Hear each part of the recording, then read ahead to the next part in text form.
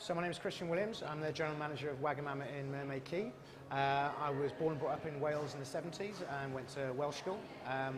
But we moved out of Wales, and since then, unfortunately, I've lost my Welsh language. So coming back home and running a restaurant in Wales has been a real personal thrill for me. Been working for Wagamama for about 3 years, and at the heart of everything that Wagamama does is our concept of Kaizen.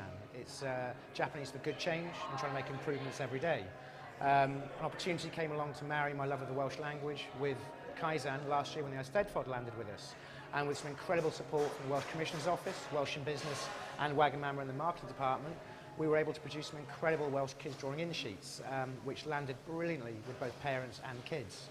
Over the course of the last year, we've really done a lot of work around that, pushing some angles and some opportunities. And then when the isdeitlo landed with the children, we did some more Welsh drawing work with them. And at the minute, we're pushing forward to the next level, which is going to be doing some work around our placemats on the tables and having those in bilingual, and our A-boards outside.